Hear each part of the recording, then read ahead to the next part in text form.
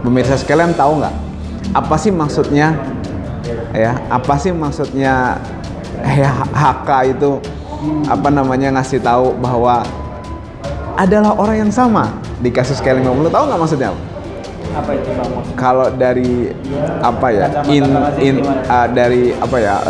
intuisi investigasi saya, dan semoga Allah Subhanahu wa taala menghancurkan sehancur-hancurnya para pelaku pembantaian 6 syuhada pengawal kami dan yang memerintahkannya, serta para aktor intelektualnya juga yang merestuinya, dan semua yang terlibat dalam pembantaian sadis dan brutal tersebut secara langsung maupun tidak langsung.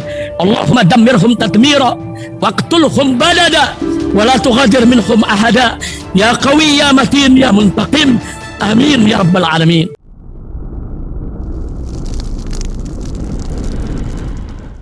Selanjutnya, pada hari Sabtu tanggal 9 Juli 2022, sekira pukul 7.30, saksi Hendra Kurniawan ditelepon oleh terdakwa Ferdi Sambo dan mengatakan, "Bro, untuk pemeriksaan saksi-saksi oleh penyidik Selatan, di tempat bro aja ya, biar tidak gaduh, karena ini menyangkut mbakmu, masalah pelecehan, dan tolong cek CCTV komplek."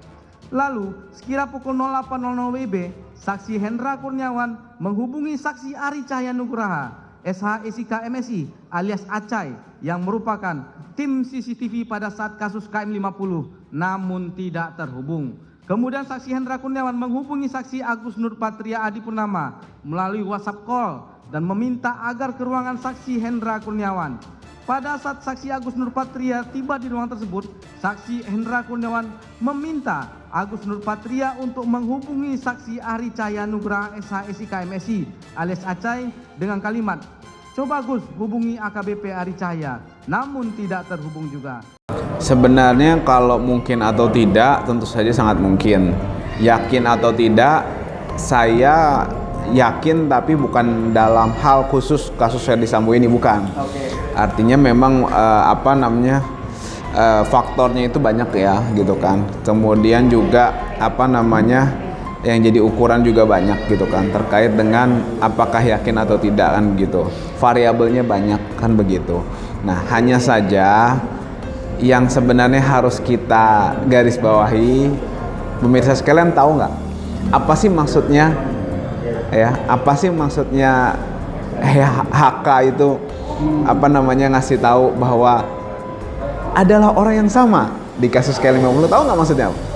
Apa itu Bang? Kalau dari intuisi investigasi saya, ini ada pesan. Anda tidak melindungi saya buka nih K50.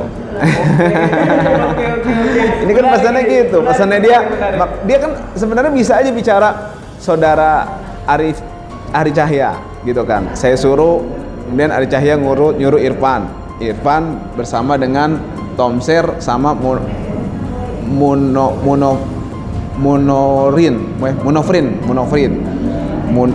Munofri. Nah, Irfan bersama AKP Irfan bersama Tomser sama Munofri menyisir CCTV. Selesai kan? Iya. Kenapa? Alhamdulillahnya pakai embel-embel KM50, gitu kan. Yang satu yang satu memang faktanya seperti itu. Yang kedua, ini pesan. Lu nggak lindungin gua di sini, lu coba macam-macam sama gua buka semua, gua tahu semua kok nih. Gua kasih tahu satu, yang KM50 CCTV timnya ini. Kan dia kasih tahu, yang ngasih tahu dia, bukan saya, bukan Alvin Lim, bukan Mas Arief, bukan siapa-siapa. Yang ngasih tahu dia sendiri. Ini pesan menurut saya, gitu kan. Menurut saya kan begitu. Ini hasil intuisi, iseng-iseng investigasi saya lah, gitu. Sederhananya begitu. Sekali lagi kita dianggap buta, tuli, dan tolol dalam kasus KM50. Tetapi sebenarnya kita tidak buta, tidak tuli, dan tidak tolol. Tetapi yang jadi masalah adalah penguasa tidak memiliki kemauan untuk mengusut kasus ini. Padahal ini adalah tragedi matinya ya, anak manusia, warga negara Indonesia yang tidak ada dosanya dalam pengertian dalam perspektif hukum karena mereka bukan tersangka. Dan mereka disurveillance, dibuntuti tanpa kejelasan apa maksud pembuntutan tersebut ya. Alasannya mengantisipasi pengerahan massa, tapi kok membuntuti orang yang sedang keluar kota, bukan masuk ke dalam kota.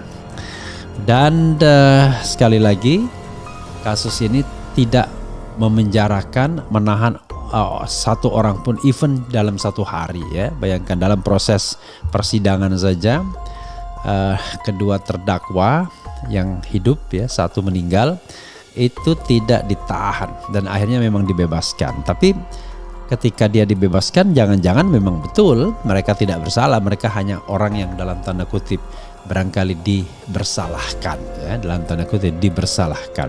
Padahal seperti keyakinan Rizal Fadila, bukan dua orang itu saja yang harusnya bisa dianggap terlibat dalam kasus KM50. This is a big case ya. Jadi tidak boleh dikecilkan gradasinya hanya seolah-olah penembakan dengan dalil atau dalih membela diri ya. Dan kemudian dibenarkan dibenarkan walaupun kemudian kondisi mayat itu sendiri penuh dengan lubang-lubang peluru karena ada 16 atau 18 peluru yang bersarang di 6 korban. Jadi masing-masing korban ya dapat 3 rata-rata ya. Nah itu apakah itu tindakan pembelaan diri ya? Oke.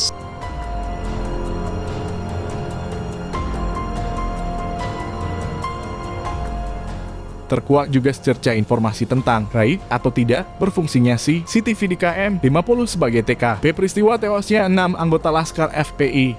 Ternyata dari kasus pembunuhan Brigadir J di Duren 3 terbuka informasi tersebut. Surat dakwaan singkat pemeriksaan AKBP Arif Rahman, Hakim di Pengadilan Negeri Jakarta Selatan menyebut keterlibatan AKBP Arif Cahyanugraha alias Acai Baik dalam kasus Duren 3 maupun KM50. AKBP Acai adalah anggota kepolisian Mabes Polri yang pernah dikurung di tempat khusus tapi tidak menjadi tersangka dalam kasus Duren 3. Dalam dakwaan singkat tertulis bahwa saksi AKBP Ari Cahyanugraha merupakan tim pengamanan CCTV pada kasus KM50. Pihak Jasa Marga menyatakan bahwa CCTV Jalan Tol Jakarta Cikampek KM50 tidak dapat diakses. Temuan Komnas Hak Asasi Manusia menunjukkan adanya CCTV di dekat salah satu lapak rest area KM50 dirampas oleh pihak kepolisian. Anehnya Komnas Hak Asasi Manusia tidak menyelidiki barang bukti CCTV yang disita atau diganti oleh petugas kepolisian tersebut. Keterangan saksi AKBP Arif Rahman Hakimnya menyebut peran AKBP Ari Cahyanugraha alias Acai dalam kasus KM50 dapat dijadikan sebagai bukti baru Novum untuk mengusut kembali pembunuhan atau pembantaian 6 anggota Laskar FPI sebagaimana janji Kapolri Jenderal Listio Sigit di depan anggota DPR beberapa waktu lalu. Meskipun tanpa novum sebenarnya sudah dapat segera diusut kembali kasus KM50 karena pertama, rekomendasi Komnas Hak Asasi Manusia yang lalu belum sepenuhnya ditindaklanjuti oleh kepolisian khususnya dalam memproses hukum penumpang 2 mobil yang membuntuti rombongan Habib Rizik dan menembak 2 anggota Laskar FPI di Interchange Karawang Barat.